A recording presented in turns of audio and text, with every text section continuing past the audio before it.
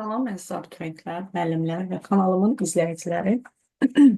Bildiyiniz kimi Dövlət İmtahan Mərkəzinin birinci qrup informatika üzrə imtahan verən abituriyentlər üçün TİM-in hazırladığı 20 sınaq vəsaitindən artıq 4 ilk 4 bölmənin sınağın, daha doğrusu izahın kanalımda paylaşmışam. Bugün davam edirik biz bu sınaq toplusundan 5-ci sınağın izahı ilə. 5-ci sınağın izahı bircə saniyə səhifə yazaq. 5-ci sınaq və sınağımızın mövzuları bunlardır. Mətn prosesorları, cədvəl prosesorları və verilənlər bazası. Qəbulda ən azından hərəsinə 2 sual düşür bu bölmələrin. Yəni artıq bir neçə ildir ki, qəbulda var və izləyirik. 2 mətn prosesoruna, 2 Excel-dən, 2 verilən bazasına aid sual tipləridir. Sual tiplərinə baxanda isə bütün sual tipləri elə din vəsaitində olan sual tipləri ilə eynidir. Başlayırıq birinci sualımızdan. Birinci sualımız belədir. Bir mətn redaktorunda yalnız proqramır ifadəsi istifadə olunur. Bu ifadə. Sonra deyir, bu söz seçilir. Seçdik. Ardıcıl olaraq Ctrl-C. Biz bilirik ki, Ctrl+C nə iş görürdü? Kopya əmri. Və burada diqqət edəcəyiniz məqam odur ki, burada yazıb 4 dəfə. İstəyirsiniz 10 dəfə, 14 dəfə icra edin. Yəni, bu bir dəfə mübadilə buferinə kopyalanacaq. Aydın oldu mu? Kopyaladıq. Daha sonra bir dəfə Ctrl-X. Söz seçilibsə, Ctrl-X olunursa bu silinir. X nədir? Kəsmək. Kəsdik. Və 3 dəfə Ctrl-V. Ctrl+V də demişdik, pəst əmridir. Pəst də gəldik burada. Burası silinib. 1 dəfə, 2 dəfə, 3 dəfə. Yəni, 3 dəfə eyni sözü yanaşı yazacaq. Bizdən də soruşur ki, bu əməliyyatdan sonra mətn sahəsində neçə ədəd proqram ifadəsi olacaq? Təbii ki, 3 dəfə. Yadımızda saxlayırıq, kopinin 4 dəfə icra olunmağının bir önəmi yoxdur. Amma V-nin neçə dəfə icra olunmağı o qədər dəfə yapışması deməkdir. Ona görə də doğru variantımız olur. Y variantı 3 dəfə. Daha sonra verilən bazasına aid olan belə bir sual nümunəmiz var. İşçilər adlı cədvəl fraqmenti verilib. Cədvəldə görürsünüz ID-ləri, adları, soyadları, yaşı, maaşı. Və deyir, cədvələ əsasən aşağıdakı kimi sorğu tətbiq edilərsə, sorğu nəticəsində sorğu nəticəsində alınan yeni cədvəldə ilk 3 yerdəki işçilərin ID nömrəsini istəyir bizdən və ardıcıl. Baxaq, bizim göstəriləcək olan məqamımız nədir? Yaş. Yaşda limit nə qoyub? Yaş not 28-dən 23-dən üzr istəyirəm. Əgər dərs burada bir sayfada baxın ki, gözümdən qaçar. 23-dən. 23-dən kiçik olanlar ekranda üçün görmək olmur bəzən. Və bizdə verib maaşı da böyüdü 520 olanlar. İndi baxırıq. Biz demişdik ki, notun, yəni not inkardır. Yaşı 23-ün kiçik 23. İnkarı nə olar? Böyük bərabər 23. Düzdürmü? Yəni, böyük bərabər 23. Yaş 23-dən böyük bərabərləri cədvəldə tapırıq. Yaşı 23-dən böyük bərabər olanlar hansılardır? Baxaq bir-bir. Buradan yazacağım 1, düzdürmü? 2 bərabərdir. 3, 4, 5, bir də 7. 23-dən 20 olmayacaq, bir də 7. And maaşı da 520-dən böyük olanlar. 1, 5, 7. Bunların bizə kəsişməsi nə verəcək? 1, 5, 7. Elə bizdən də soruşur ki, ilk 3 yerdəki işçinin ID nömrəsinin ardıcıllığı, ilk 3 yerdə olan işçinin ID nömrəsinin ardıcıllığı 5, 1, 5, 7. 1, 5, 7, 5, 7, 1 B variantı olmuş olur. Daha bir Excel nümunəsinə, Exceldən olan sual nümunəmizlə davam edək. Düsturumuz belədir. Hansı xanadadır bu? Bunu yazıram B3 xanasında olan düstur. İndi mən bu düsturu hara köçürməliyəm? A7 xanasına. Biz demişdik, köçürmə zamanı istifadə edirik nisbi, mütləq və qarışıq xanadan. Əgər o istinadlı xana qarışıqdırsa, baxırıq sütunun qarşısındadır mütləqlik işarəsi ya sətrin. İndi hansı istiqamətdə dəyişəcəksə olaraq. Amma mütləq xanadırsa o dəyişməz qalırdı. Burada mütləq xanamız yoxdur, amma qarışıqdır. Baxırıq. B-dən A-ya gəlib. Deməli, C-dən hara gedəcək? B-yə.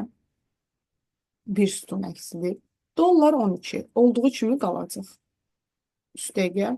İndi dollar D qalır 13-dür. Baxın, 3-dən 7-yə gəlib. Nə qədər artıb sətr sayı? 4. Deməli, 13-dürsə olacaq nə? 17. Üstə gəl. Sabitimiz hər zaman olduğu kimi qalırdı. Vurulsun. Sun cəmləmə operatorudur. Yenə dollar C, amma C 5-dir. 4 vahid gəlsəm olacaq C 9. İndi C-dirsə, geri çəkiləndə belə deyək də, C yox, burada D-dir. D-dirsə, D-dən əksinə bir, belə deyək, A, B, C, D. D-dirsə, mən bura gəlməliyəm. Təbii ki, olacaq C, dollar, 3. Belə bir variant. 3 dəyişməz olacaq. Bu da doğru variantımız olur, A variantı. Sətir, ümumiyyətlə, xana sürüşdürmə məsələlərindən hər il qəbulda bir sual, ən azından və digər alternativ var. Şans ki, illərdir görürük, diaqramlarla bağlı olan məsələ həlləri də düşən suallardandır. Davam edirik 4-cü test nümunəmizlə. Bu da belə deyil. Həm dimin nəzəriyyəsində olan, həm də bizim özümüzün bilməyimiz vacib olan nəzəri materiallardan biridir. Bizə deyir ki, verilənlər bazasının cədvəli üzərində hansı əməliyyatlar yerinə yetirdikdə həmin cədvəlin strukturu dəyişməz. Yadda saxlayırıq ki, cədvəlin strukturunun dəyişməsi nədən asılıdır? Bax, bir dənə burada cədvəlimiz var. Ekranda baxaq, burada bircə saniyə mən qələmimi dəqiq etdi. Belə bir cədvəl fraqmentimiz var. Elə bu cədvəlin üzərindən danışıram. Bax, bu cədvəlin. Mən buradan 4-cü sətri silsəm, mənim strukturum dəyişəcəkmi? Xeyr. Birinci sətri silsəm, mənim cədvəlimin strukturu dəyişəcəkmi? Xeyr. Amma baxın, bir dənə informatikanı silsəm və yaxud da bura bir dənə riyaziyyat əlavə etsəm, baxın, struktur tamam dəyişəcək. Yadda saxlayırıq. Cədvəldən, bax, qeyd edirik. Cədvəldən, əgər sahə dediyimiz nədir? Sahə, sütun və ya domen idi də, Excel-də, Access-də, Excel nədir? Sahə əlavə edib, sahə siliriksə, burada struktur dəyişməsi baş verir. Yadda saxlayın. Sətirlə bağlı olan, sətir nə idi? Yazı idi. Həm də kortej idi. Əgər bunlardan nəyisə əlavə edib siliriksə, bu zaman dəyişməz olur. Yəni ki, strukturda bir dəyişiklik olmur. Strukturun dəyişikliyi asılıdır nədən? Sahənin, yəni sütunun əlavə edilib silinməsindən. Elə burada baxın, yazı silindikdə dəyişməz olur. Düdü axı, sətir silinsə də, əlavə edilsə də, bura bir dənə sətir də əlavə eləsən, bu struktur dəyişməyəcək. Bura 7 əlavə etsəm, bura əsma əlavə etsək, burada heç bir şey dəyişiklik olmayacaq. Amma baxın, yeni tipli sahə əlavə eləyəndə, sahəyə siləndə, sahənin adını dəyişəndə, tipini dəyişəndə bunların hamısında struktur dəyişmiş olacaq. Deməli, doğru cavabımız olacaq A variantı. Burada da qeyd götürün. Verilənlər bazasında cədvəl üzərində sahə ilə bağlı olan bütün əməliyyat aparanda struktur dəyişir. Amma yazı ilə, yəni sətirlə əlaqəli nəsə iş aparanda burada dəyişmə baş vermir. Daha sonra mətn fraqmentində, ümumiyyətlə mətn faylında ancaq imtahan sözü verilib və mətn üçün aşağıdakı proseslər icra olunur. Bu söz Ctrl-C olur. Ctrl-C-dirsə kopyalandı. Kopya əmri icra olundu. Və klaviş kombinasiyası mətnin sonuncu hərfindən dərhal sonra. Yəni, burada bir dənə çıx işarəsi qoyur. Bundan sonra 2 dəfə Ctrl-V olur imtahan. Bir də imtahan. Deməli, 2 dəfə bu söz icra olundu. Alındı belə bir mətn parçası. Alınmış mətn üçün bu proses yenidən bir dəfə təkrarlanır. Bu, alınan mətnimdir və kopyalanır, bir dəfə icra olunur. 2 dəfə də V olur. Deməli, bundan burada düşür. İmtahan, imtahan. Bu oldu bir dəfə. Bir də aşağıdan yenə düşür. İmtahan, imtahan. Düşünək, bu imtahan sözüdür. Burada da deyir ki, nəticədə mətn faylında neçə söz əks olunacaq? 1, 2, 3, 4, 5, 6, 7, 8, 9. Deməli 9 dənə söz icra olunmuş olacaq. Diqqətli olun, əslində burada ümid edirəm ki, anlaşılmayan heç nə yoxdur. Nəzəri materiallardan isə, nələr qeyd kimidirsə, onları mən vurğulayıram. Vurğuladıqca da ya qeyd edin, ya ümumi elə bir materialdırsa, mən mütləq orada deyəcəm ki, burada qeyd götürün. Məsələn, strukturla bağlı olanı qeyd götürün. Yadda saxlayın. Yadda saxlayın ki, verilən bazasında strukturu dəyişəcək, belə deyək. Əməliyyat sadəcə sahə ilə bağlı olanda olur. Bilirsən? Aha. Devam edirik biz burada. Biraz da ekranı verək aşağıya doğru. 6-cı test tapşırığı ilə bağlı. Düş.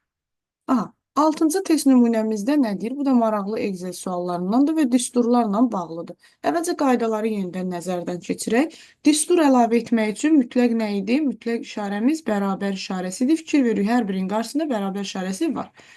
Başlayırıq. Doğru düzgün yazılan düsturları müəyyən edirik, doğru yazılanları. Birinci, mütləq istinaddır, vurulsun əmsal. Birinci doğrudur. İkinci. İkinciyə baxın, biz demişdik, dollar işarəsi ya sütunun qabağında, ya sətrin qabağında, sonda ola bilməz. Deməli, bu səhvdir. Üçüncüdə nə deyir? Dollar 2A. Üçüncüyə baxın, üçüncü səhvdir. Niyə? Biz ümumi xananın düzgün yazılış qaydasını keçmişdik sizinlə. Excel dərslərində. Əgər Excel ilə bağlı, belə deyək də, dərsdə problem varsa, mütləq gedib öyrənək onu. Biz xananın adını 2A verə bilmərik. Mütləq A2 verməliyik. Birinci sütun sonra, bu da səhvdir.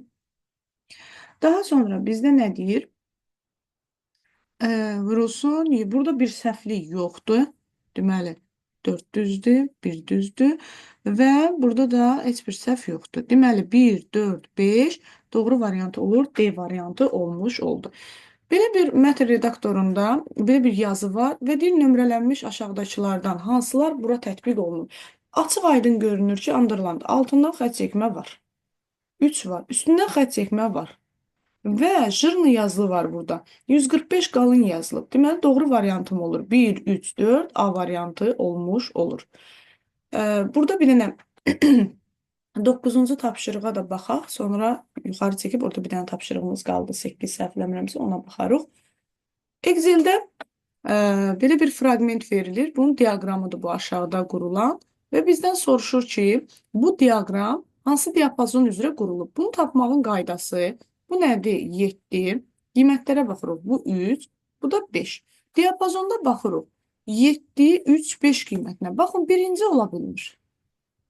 İkinci doğrudur. Deməli, doğru olan nədir? A2, C2. Baxın, bu diapazon, bu diapazon göstərəlim ki, bu 7, 3, 5.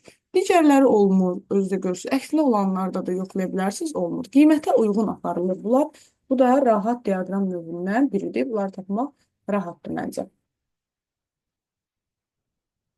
Bir də yuxarıda qalan sualımıza da baxaq burada. Aha, 8-ci test nümunəmiz də Aksesdə dimin vəsaitində olan test nümunələrinə bənzər bir sualdır. Əlavə, qeyri-adi, nə bilim, yazıla bilməyəcək tərəfi yoxdur. Baxırıq burada, tələbələr adlı verilən bazası verilib. Bu cədvələ əsasən biz nələri tapırıq? Deyir ki, kimya 20-dən böyük olanlar. 20-dən böyük kimyalar axtarır. Deməli, olur nə? 4 kimya. Deməli, 20-dən böyük. 5, 6. Düzdürmü? 4, 5, 6. Və bizə verir oru. Orun da içində not var. Not informatika kiçikdir. Deməli, bunun əksi nə olacaq? İnformatika böyük bərabər 20. Mütləq bərabər şərtini götürün. Əgər, baxın, bir dənə bura qaydaq, not kiçikdir işarəsidirsə, bunun əksi olacaq böyük bərabər. Yox, kiçik bərabər olsaydı təkcə böyük götürəcəkdik.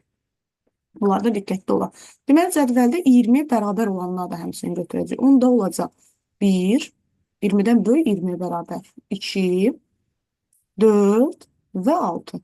Bunların oru mənə nə verəcək? 1, 2, 4, 5, 6. Düzdürmü?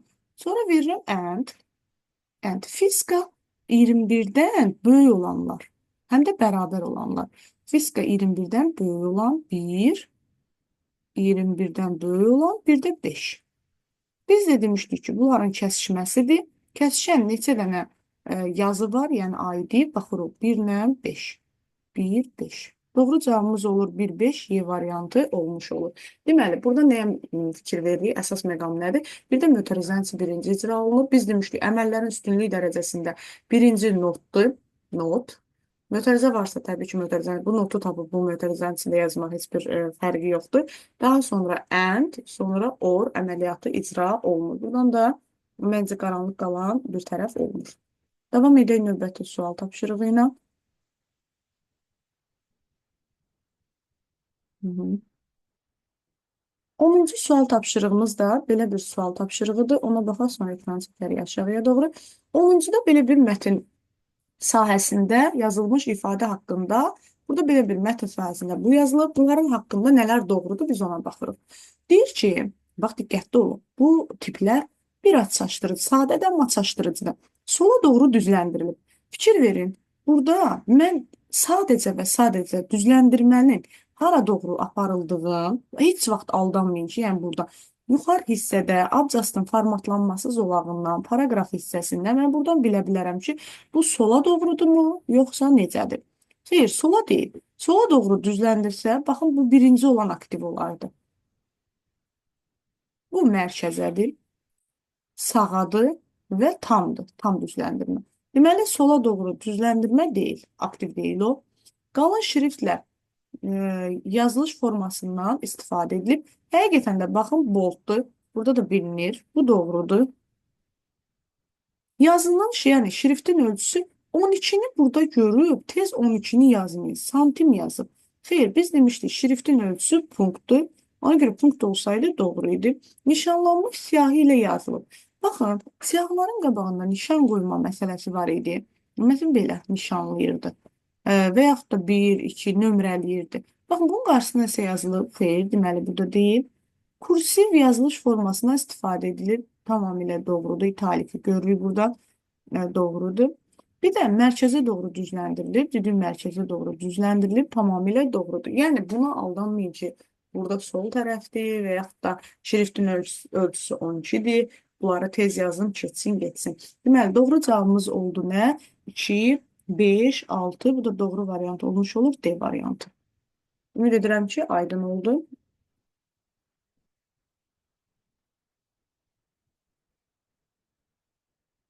Davam edək 11-ci test tapşırığı. 11, 13-ə qədər hamısı burada görünür. Ona görə də bu hissədən ekranı tam çəkdim ki, tam rahat görürsün, hər birini həll edək. Deməli, mətn redaktorunda yazılmış.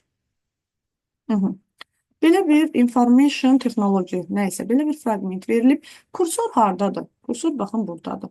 Və ardıcıl əməliyyatlar icra olunur. Birinci növbədə biz bilirik ki, backspace soldan silir, delete sağdan silir. Aha. Ox işarəsi də hara qoyulubsa, məsələn, bu sağa doğru keçəcək, sola doğru bu formada. Başlayırıq. Sola doğru 4 dənə silir. Buradadırsa 1, 2, 3, 4. Sonra kursor gəlib dayandı burada. 3 dəfə sıxılır. 1, 2, 3. Gəlib dayandı burada. 5 dəfə delete olur. Delete hara silirdi? Sağı. 1, 2, 3, 4, 5. 6 dəfə backspace sıxılır. 1, 2, 3, 4, 5. Bir dəqiqə burada bu kursorun işarəsini. 5, 6. Tığını. Deməli, bizim yerdə qalan hissəmiz olacaq informa A-ya qədər. İnforma, o da olacaq Y variantı. Əvvəlcə biz fikir veririk, delete sağa silir, backspace sola silir və bunu yazanda, üzərində xətt deyəndə daha rahat görmüş olacaqsınız. Daha sonra verilən bazısı haqqında doğru ifadələri müəyyən edin. Yaxşı. Bir neçə sütuna, sahəyə eyni ad vermək mümkündür. Xeyr, demişdik ki, bənzərsiz və unikal adı olmalıdır. Sətir yazıda, yəni sətirlə sütunun ixtiyari ardıcılıqla düzülməsi tamamilə doğrudur. Mən birinci yerdə ad yox, soyad verə bilərəm. Birinci yerdə anar yox, əlini verə bilərəm. Sətir kimi, fərq yoxdur. Cədvəldə sətirlər təkrarlana bilər, sütunlar isə yox.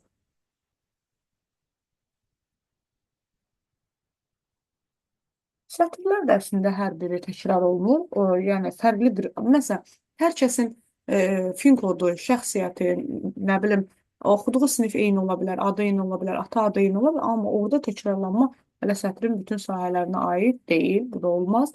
Başlıca açar xüsusi sahədir və həmin sahədə məzmun heç vaxt təkrarlanmır. Bəli, məsələn, ad, soyad, şagirdin adı, məktəbdən gedib utis kodu təkrarlana bilməz. Tamamilə doğrudur. Verilənlər buna ehtiyac yoxdur. Doğru cavabımız olur nə? 2, 4.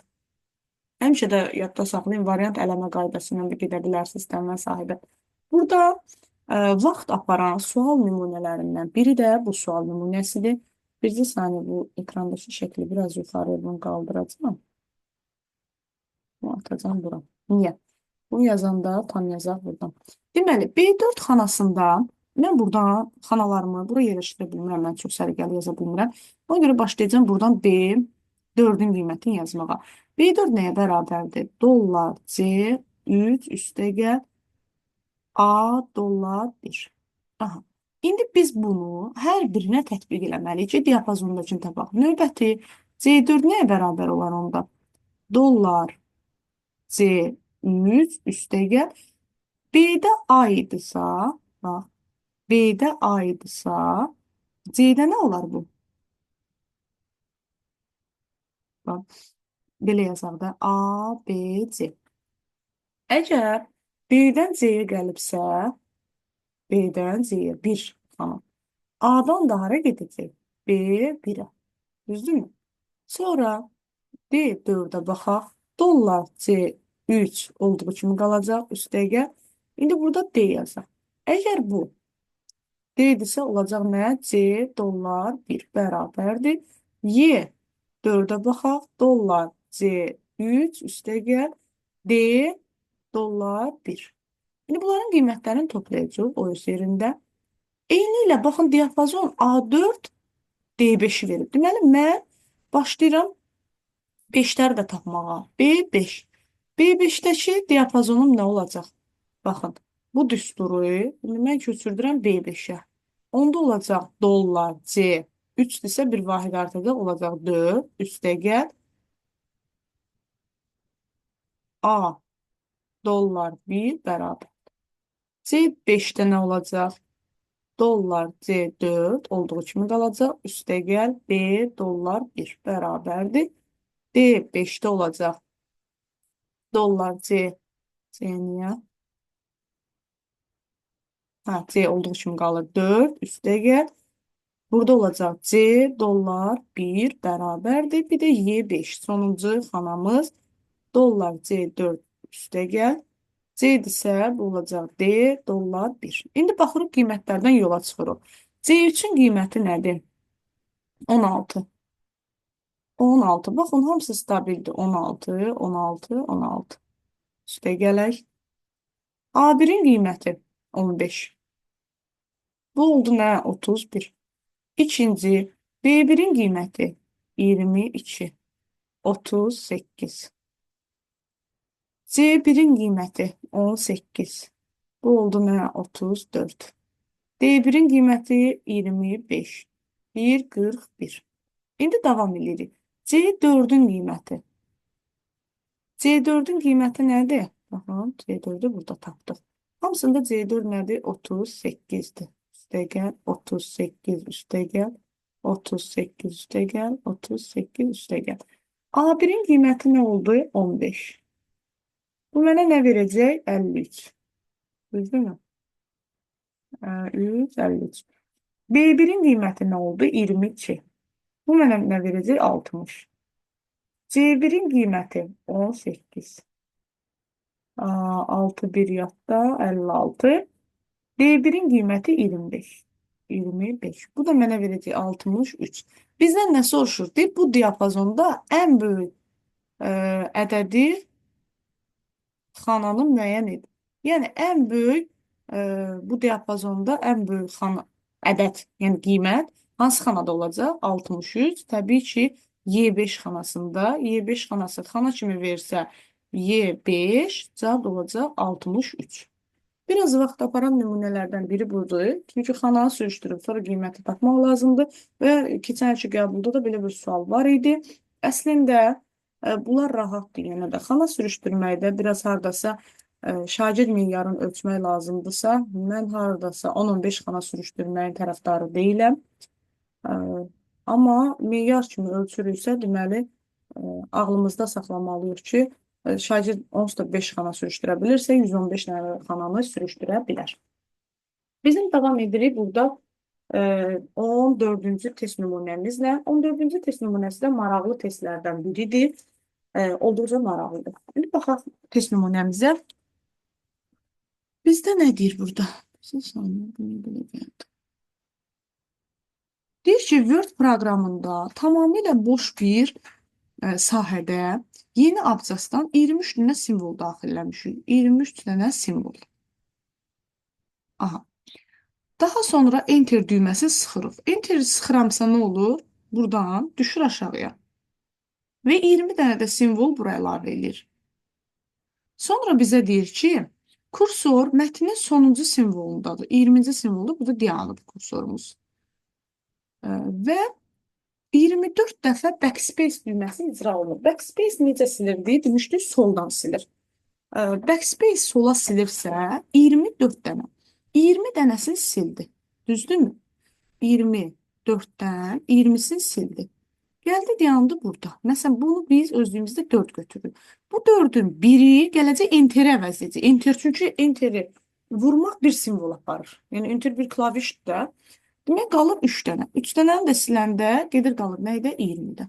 Doğru variantımız olacaq 20Y variantı. Burada bəzən götürüb 19 yazarsınız. Bax, diqqətli olun. Enter burada çaşdıran məqamdır. Əgər enter klavişi basılıbsa, bir klaviş basılıb. Orada bir simvol artıq icra olunmuş olur. 14'də olacaq doğru variantımız Y variantı. 15-cidən biraz 15 tam görünmür əslində. Ona görə 16, 17 ilə hara qədər görünürsə, 16 ilə davam edək, digərlərinə baxarıq. Bizə nə deyir? Deyir, doğru ifadəni müəyyən edin. Yaxşı. B3, Y7-də 12 xana var. Biz demişdik ki, diapazondakı xananı necə tapırıq? B3, Y7. B, C, D, E. Düzdürmü? Sütun sayı oldu 4. Sətri necə tapırdıq? 7 çıxılsın, 3 üstə gəl 1. Oldu 5. Xana sayı nədir? Bunların hasili 20. Bu yanlışdır 1. Diapazonda olan xanaların daxilindəki məlumatı silmək üçün delitdən istifadə olunur. Bəli, məlumatı içindən siliriksə delitdir. 1 olanların hər birini ələyirəm avtomatik. 2 ilə başlayırsa, avtomatik doğru variantın buradan çıxmış olur. Yəni, amma davam edək biz. Deməli, 3-ü yoxlayaq. Diapazonda A, B, C, D, E, F. Deyir ki, 2, 4, 6 deyə sütun var. Tamamilə doğrudur. Bir də 6-nı yoxlayaq. Hər hansı xanada riyazi hesablama aparmaq üçün mütləq bərabər işarəsi qoymaq lazımdır. Doğru variantımız budur. Burada bu ekranı gərək biraz aşağıya sürüşdürəm. Qarışıq olmasın deyə. Ona görə 15 ilə davam eləyək. Biraz ekranda geçsin aşağıya. Sərbəsiz düşür burası.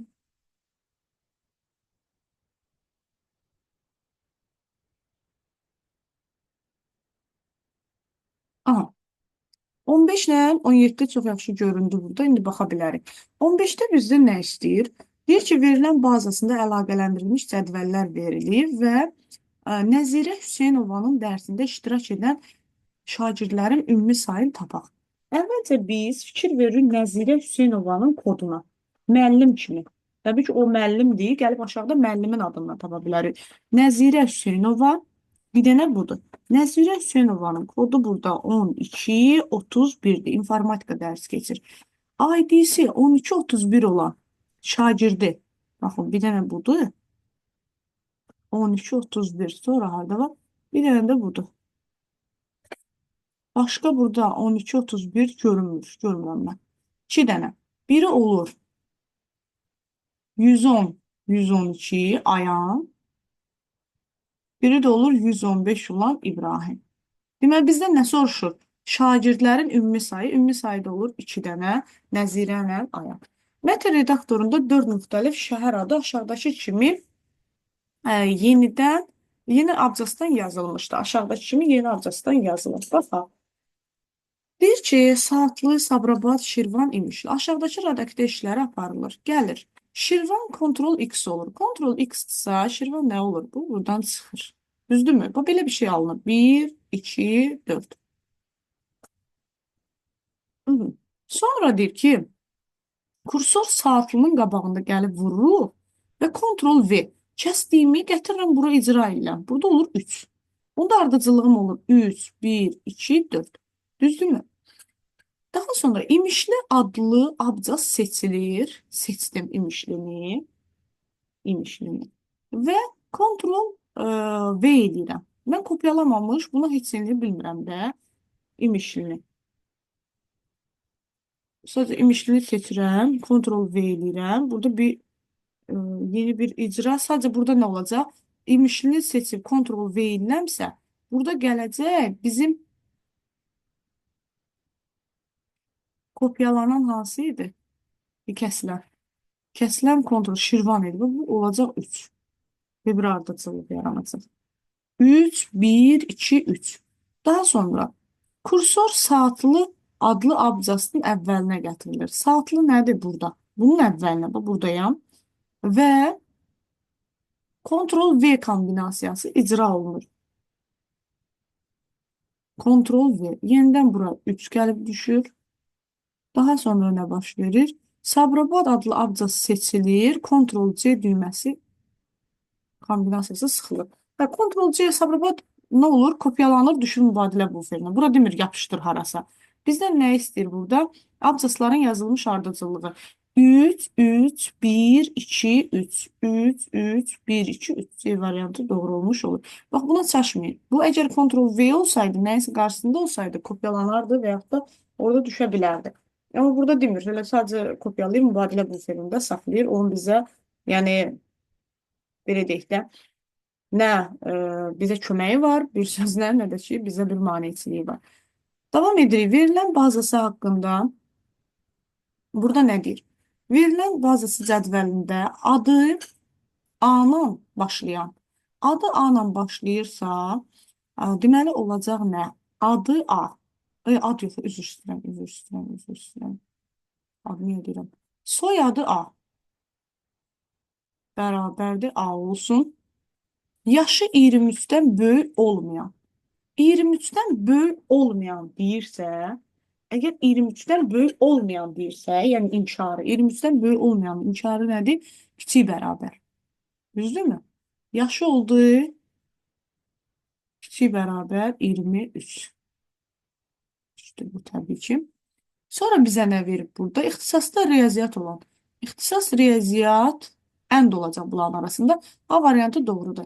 Niyə or yox, ənd olur? Çünki bu şərtlərin, belə deyək, gəlin ora baxaq. Bu biri A ilə başlasa, yaşı bu olmasa da qəbul edəcək. Amma burada deyir ki, bu olsun. Yəni adı, yenə ad deyirəm, soyadı A ilə başlasın, yaşı 23-dən böyük, ixtisası da riyaziyyat olsun.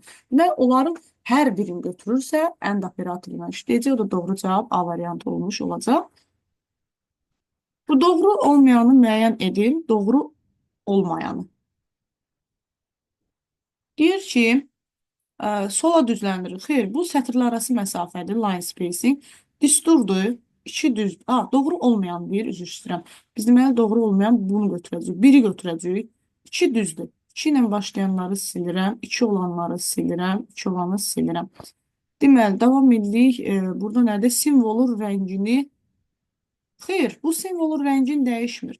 Bu simvolun ölçüsünü dəyişir. Simvolun rəngini dəyişəndə A-nın aşağısında belə rəng bitonu olur. Bu isə yuxarısında da bu böyütüb kiçilmək üçündür. Bu da doğru olmayandır, yəni doğru olmayanı istəyir. Fiqurlardır, xeyr, burada da şəkil olmalıdır. Cədvəldir, bu düzdür. Bunu götürməyəcək. 5. 1, 3, 5 A variantı olmuş olacaq. Bunu da təmizləyib, biraz çəkək aşağıya doğru.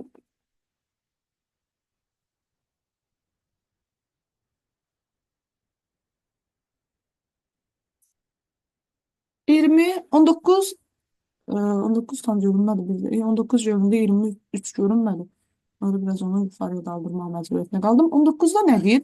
Verilən bazasına aid bir fraqment verilib və bizdən soruşur ki,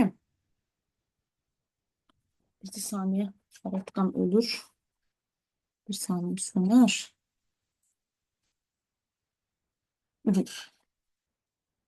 Deməli, verilən bazasına aid cədvəl fraqmenti verilib. Fraqmentə əsasən yazıların sayını müəyyən edin. Bu. Yazıların sayı. Yazı dediyi nədir? Sətirdir. Sətirlərin sayı. Hə, buradakı sətirlərin sayı 1, 2, belə baxın birdən 1, 2, 3, 4, 5, 6, 7. Yəni doğru variantımız olur 7. 19-da. 20 bu sadə sual idi. Kitablar adlı fraqment verilib cədvəl strukturunda aşağıdakı fraqment üçün verilmişdir. Adıdır, qiymətidir, ilidir, kodudur və oxuyucusudur. Deməli, burada bir başlıca açar. Biz demişdik ki, başlıca açar unikal olmalıdır. O, elə bir ki, onunla eyni adda bir şey olmamalıdır. Gəlin baxaq, kitabın adı eyni ola bilər. Ola bilər. Yəni, buna qoymaq olmaz. Qiyməti eyni qiymətə kitab ola bilər. İli eyni ola bilər. Oxuyucu sayı hamısı da 5 ola bilər, 10 ola bilər. Amma kitabların kodu unikaldır. Kitabın kodu, Y variantı başlıca açar ola bilər. Bunu da yadımızda saxlayaq. 21-i yazdı, 22-ni 22 görünürdü, 22-ə fikir vermədim hansı idi. Baxarıq ona. 23-də nədir? Elektron cədvəldə C3 xanasında hansı ədəd yazılmalıdır ki, D2 xanasının qiyməti 57 olsun? Belə bir qiymət verib bizə. İndi burada bir dənə məsələ var. Deməli, mən bu düsturu buraya yazacağım. Bizdə nə verib? D1-dəki qiyməti, bir saniyə, D1-dəki qiyməti buradan yazıram. D1 bərabərdir sum B2 C3 üstəgəl 5. Onda gəlin baxaq. B2-nin qiyməti neçədir? 9. Düzdürmü? İndi biz D1-ə qiymət verək də. 9. Onda D1-in qiyməti olacaq nə? 9 üstəgəl 20 üstəgəl 5 üstəgəl sual işarəsinə də bir x deyək. Oldu x. Və burada bir dənə də dəyişənim var, 5 bərabərdir. Bu bizə verir nə? 39 plus x. Bu oldu mənim D1-imin qiyməti. D2-min qiymətinə baxaq. D2. D2-də bizə nə verib? D2-də deyir ki, 2 vurulsun D1. Bax, qiyməti yazıram. 2 vurulsun. D1-in qiyməti nə oldu? 39 üstəgəl x. Çıxılsın. Sum C2, C4. C2-dən C4-ə qədərin sumu. Onda bu nə verəcək mənə? C2-dən C4-ə qədər. C2-dən buradan. 20, deməli, 22, 25, 27 üstə x. Düzdürmü? Olacaq bu da çıxılsın. 27 üstəgəl x. 27 üstə x-i gördünüz, hardan tapdıq? 5x, bu da 22. Çıxılsın. Bir dənə də 4'üm var. Burada. Çıxdı. Bizə dedi ki, 57 bərabər olsun.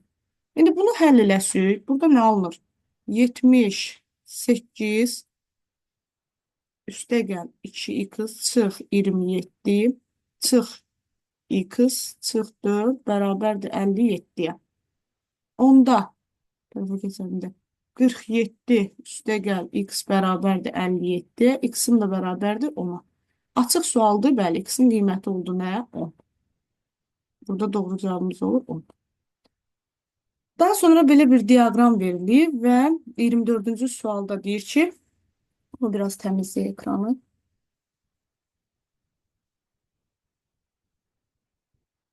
Diaqramda bizdən nə istəyir? Bir saniyə. Yəni də burada bir şey diqqətimdən qaçmış ola bilər. Bunu yazmışıq, elə bir şey deyim, bəlkə elə bir şey qalıb. Diaqram verilmişdir. B1 xanasının hansı tam qiymət yazılmalıdır ki, hesablama A2, C2 diapazonunda aşağıdakı kimi diaqramı təşkil etsin. Baxaq, bizdə birinci növbədə nəyə baxırıq bu tiplərdə? A2-nin qiyməti. A2-nin qiyməti. Əgər mənim B1-im sualdırsa, indi buradan A2 nəyə bərabər olar?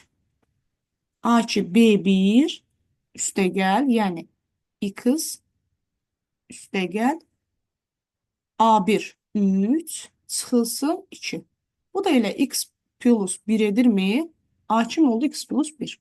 İndi B2 nəyə bərabərdir buradan? B1, yəni x çıxılsın 2 vurulsun. C1'im nədir? X minus 4.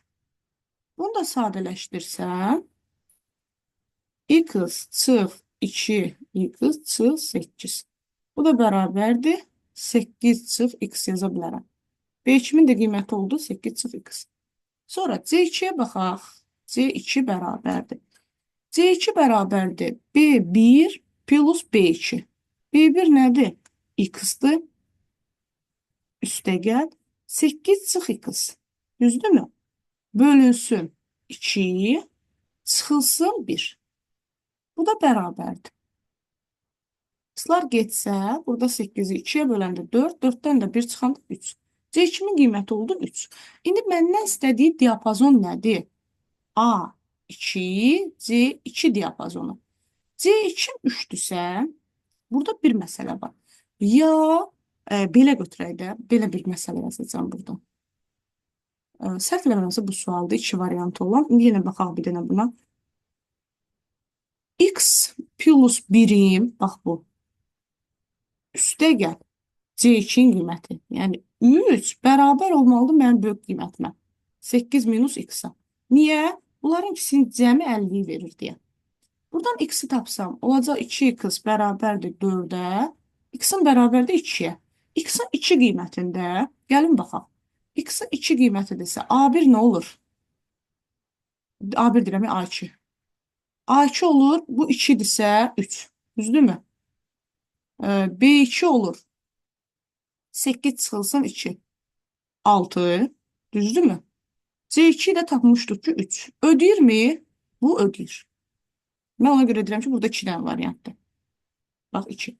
İndi gəlin, bu birin 10-a bərabər eləyək. Yəni 8 minus x belə deyək də, üstünə 3 gələk. Bərabər olsun x plus 1-ə. 1-ə. Buradan da 2x bərabərdir 10-a, x bərabərdir 5-ə. İndi x-min 5 qiymətində. İndi baxaq. A1'im neçə olacaq? Buradan qeyd edirəm, yəqin ki, qarışdırmırsınız da. A1 deyirəm, A2. 5-in üstünə 1 gəlirəm. Olur 6. B2 bərabərdir 3. C2-mi də tapmışdım ki 3. Vermirmi bu qiyməti? Yəni 25, 25, 50. Ödəmirmi? Ödəyir. Bu da uyğun gəlir. Bu da uyğun gəlir bu diaqrama. Bunlar ikisi 25%, 25% və bunların cəmi də 50%-i vermiş olur. Ona görə burada x5 və x2 qiymətləri doğru ödəmiş olur. Elektron cədvəldə belə bir düstur verilib, sum. Buradan yaza bilərəm 25-in həlli 25. Deməli, sum B2 plus B3 plus B4. Sum budur da, düzdürmü? Verilmişdir və bunun qiyməti 20-dir. Eyni zamanda deyir ki, B1 üstəgəl B2 üstəgəl B3 üstəgəl B4 bunların ədədi ortası bölünsün 4. Niyə? 4 dənə ədəd var. Ədəd ortanın tapılma qaydası. 6-ya bərabərdirsə B1-in qiymətini tapır. Tapmağa nə var? Bunun qiyməti zaten bəllidir. Bu olur 20. Onda tənliyi belə olur da. B1 üstə 20 bölünsün 4 bərabərdir 6-ya. Onda buradan da B1 üstə 20 bərabərdir 24-ə, B1 də bərabərdir 4-ə. Bizdə də B1-in qiymətini istəyir, B1 də olur 4. 26 ilə davam edək. Bunları biraz təmizləyək ekranı. Bir dənə bu 24-cü sualda, yenə deyirəm, onu mən də araşdırıram, amma normal həll ediriksə, yəni ikisinin cəmi 3-cüyə bərabər şərti varsa, orada x2 və x5 qiymətlərini ala bilər. Hani digər alternativləri. Nəyə baxarıq?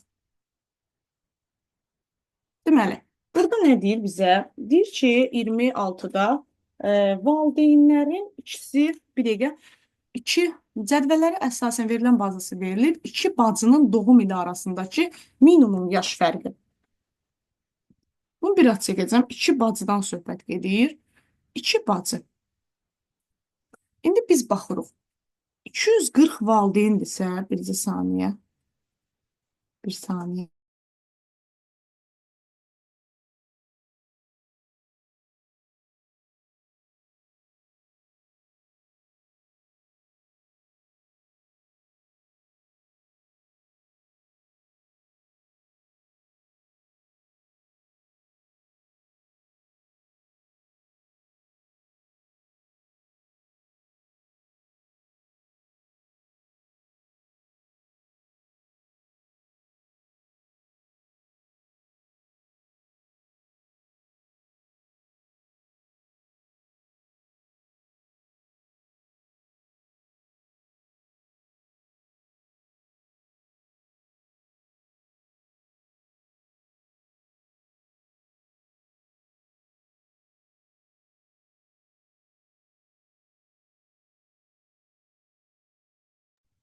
Deməli, mən burada dərsə qoşulmalıyam. Ona görə səs göndərirdim ki, biraz izahlar çəkə bilər.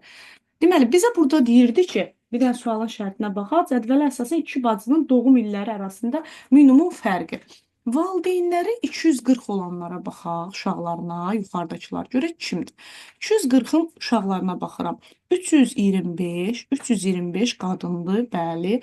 300, 240, 356. 356 bu kişidir. İki bacı deyil bunlar. Deməli, 240-lar getdi. 261-in uşaqlarına baxıram. 261-in F ilə başlayır, qadındır. Daha doğrusu 261-in yox, 261-in uşaqlarına 325. 325 qadındır. 261-in digər uşağı 356. Ona bayaq baxdıqda 356 o kişidir. Demək bu da deyil. 325-in uşaqları 325-in qadındır. 325'in 517. 517 bu qadındır.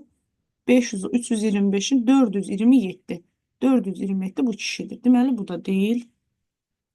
356'ın uşaqları 625 qadındır. 630. Bu da qadındır. Bunların arasındakı yaş fərqi nə qədərdir? Biri 1979'dur, 1976'dır. Deməli burada oldu 3 il. 3 il. Bunların arasındakı fərq 3. Birini tapmışıq. Bax, bu 3'dür. Amma minimumdur mu ona baxmalıyıq biz. Sonra davam edirik. Bax, bu ödədir. 367 uşaqları 625, 630. 367 uşaqları. Hələ bu bayaqçıdır. Aha. 625'in uşaqları. Deməli 943 kişidir, bu deyil. Bu da deyil. 427 uşaqları 743 qadındır. 854 qadındır. Amma bunların doğum illərinə baxın. 2001, 1994. 7. Düzdür? 7 il. Burada deyirdi ki, minimum, məsələnin şərtində minimum şərti soruşurdu və deyirdi, onların arasında minimum yaş fərqi 7 götürmək olmaz. Ona görə də cavab olacaq 3 il. 3 il. Buradan sonra davam edək digər test nümunəmizlə. Bircə saniyə.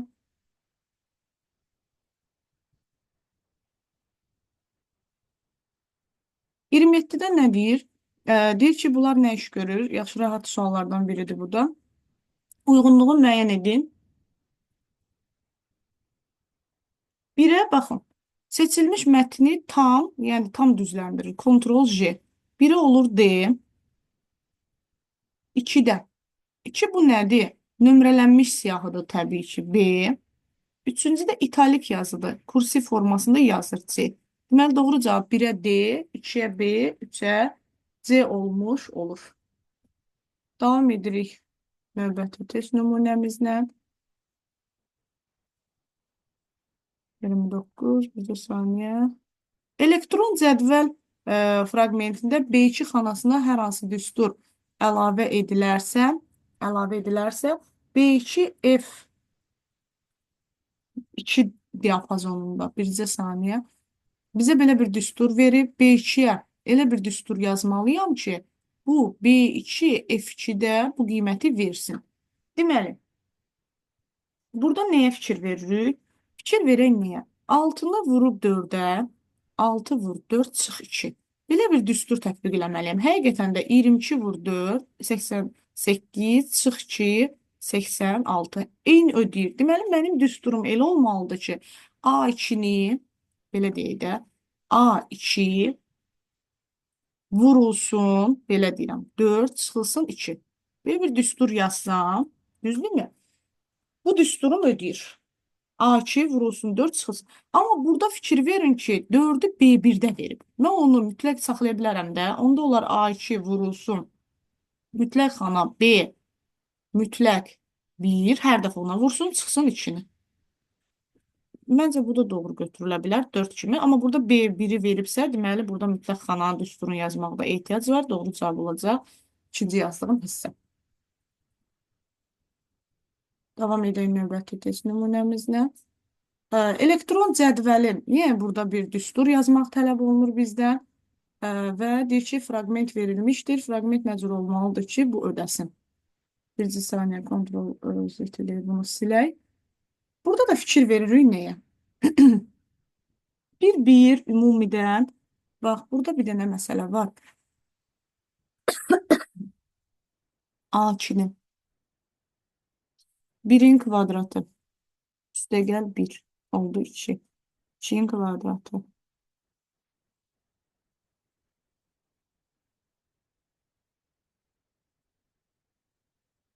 5. 3-ün kvadratı 1-də saniyə 9 üstə 1. Deməli, bu nə iş görür? Birinci xanada olanları, bunları kvadrata yüksəldir. Üstünə bunu gəlir. İndi, baxaq, belə bir düstur yazmaq üçün biz nə etməliyik? Belə bir düstur yazmaq üçün. Hansı xanaya? B2, Y6. Y6. B2-dən Y6-ya qədər. Bax, bu hissədə. Deməli, mənim düsturum olmalıdır nə? A dəyişməsin. Dollar A. Birdə heç nə yoxdur, 2. Belə yazılır. Dollar A2 qüvvətə yüksəlsin. Qüvvətə yüksəlsin 2-ni. Yəni, qüvvətə yüksəlsin, A2-ni qüvvətə yüksəlsin. Deməli, 1-in kvadratı. Amma üstünə də hər zaman, məsələn, 1-in kvadratı, 2-in üstünə gələndə, deməli, aha, B-yə uyğun dəyişəcək, amma birinci gəlsin. Deməli, B dəyişsin, B-dirsə C olsun, C-dirsə, amma dollardırsa həmişə birincisini götürsün. Yəni, bunları əlavə eləsin. Bax, bunlar var, bunlar dəyişməsin. Sadəcə B-dirsə, birincidə B əlavə eləsin. İkincidə keçsin C 1-i əlavə eləsin. D 1-i əlavə eləsin. Və doğru cavabımız olacaq dollar. Dollar işarəsi A2-nin qüvvəti 2. Əslində, bir məsələ də var burada. Qüvvət məsələsində dollar A2 vurulsun, dollar A2 məsələsi də qeyd oluna bilər. Səhv eləmirəmsə, cavab variantında belə bir şey vermişdir. Amma bu da səhv deyil. Yəni, qüvvətə də yüksəldə bilərik. Bunu da doğru yadda saxlayın. Bir də ki, məntiqi tutmaq lazımdır ki, cədvəldən nə yaranır bir sözlə? Hansı əlaqə yaranır? Belə deyək. Sonuncu 30-cu test nümunəmizə baxırıq. Verilənlər bazısı arasında əlaqə yaradılıb. Deyir ki, yeni cədvəl yarandı. Birinci cədvələ nə tətbiq edilməlidir ki, bu cədvəl alınsın? Mənim buradakı cədvəlimdə soyad. Aha, mən birinci növbədə baxıram buna. Mən verə bilərəm ki, bura soyad M ilə başlasın. Düzdürmü? Bu M ilə başlayanları götürür. Çünki bunları götürməyib. Aha, M ilə başlayanları götürsün. Amma M ilə başlayanların hamısını götürməyib. Məmmədovanı, Mikail, Məhərrəm, Məlikov. Bax, məsələn, Anarı götürüb, Aytəni götürməyib, Aydanı götürməyib. Və burada ad hissi, maaşda elə bir şey yoxdur. Yəni, maaşa bir limit qoymayıb da, böyük də var, kiçik də var. Mən buna eləmək olur. Amma adda problem var. Həm də adda. Burada baxın, görəsiniz. Ad hissəsində. Ad bərabərdir. Əvvəli nə olur olsun, sonu n olmasın. Baxın, Aydan, Aytən, onları götürmür. Qalan hamısını götürüb də. Sevgidir, ipəkdir. Düzdür? Deməli, sonu da n olmasın. Bizə də deyir ki, verilən bazasına hansı sorğu tətbiq edilməlidir ki, amma bunların arasında nə olmalıdır? And olmalıdır ki, bunların ortağı bura çıxsın yeni cədvələ. Doğru sorğum olacaq nə? Soyad M-dən başlasın, and olsun, adı da bərabərdir ulduz N-ə. Belə bir sorğu olmalıdır. Deməli, 5-ci sınaq nümunəsində belə deyək, sınaq nömrə 5-də izahı bu qədər. Növbəti izahda görüşənədək özünüzə yaxşı baxın. Əgər nə aydın olmasa, nələr belə deyək, qəliz olsa və yaxud da nə anlaşıqlı ifadə edilməzsə videoda, mütləq şərhlər bölməsinə qeyd edin. Diqqətinizə görə minnətdaram. Növbəti sınaq 6-da görüşənədək. Videonu paylaşmağı, dostlarla belə deyək, paylaşın. Daha çox insana faydamız olsun. İstər müəllimlər, istər abituriyentlər üçün faydalı bir video halına gəlsin. Çox sağ olun, təşəkkür edirəm.